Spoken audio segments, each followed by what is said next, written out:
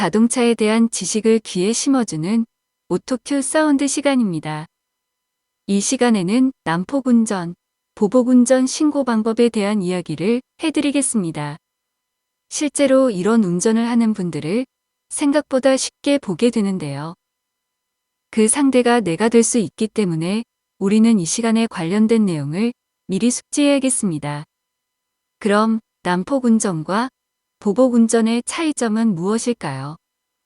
먼저 난폭운전은 불특정 다수를 대상으로 위협 또는 위해를 가하거나 교통상의 위험을 유발하는 행위를 말하게 됩니다.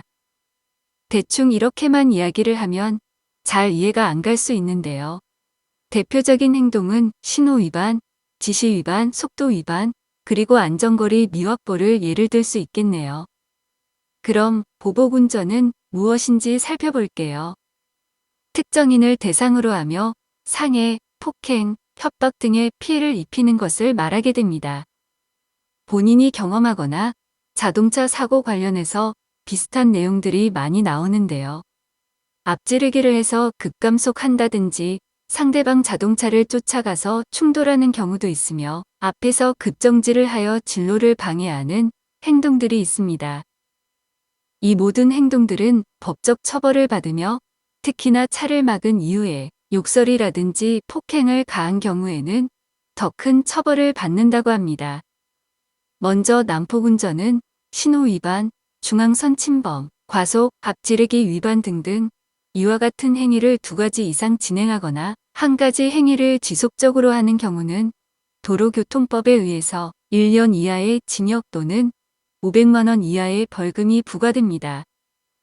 참고로 보복운전은 단 한 번의 행동으로도 처벌을 받을 수 있답니다.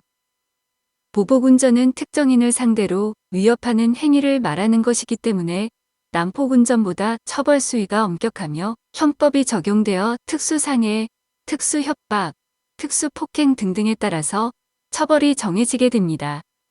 그렇다면 이런 상황에 처했을 땐 어떻게 대응해야 할까요? 가장 좋은 것은 무대응입니다. 자칫 큰 사고로 번질 수 있기 때문에 차에서 내리거나 하는 행동은 피하는 게 좋습니다.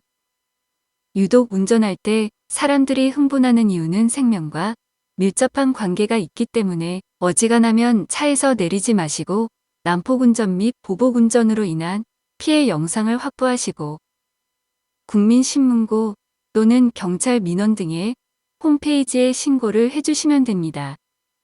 혹은 직접 촬영된 영상을 가지고 우리 집과 가까운 경찰서를 찾아가 민원실에 방문하시면 됩니다.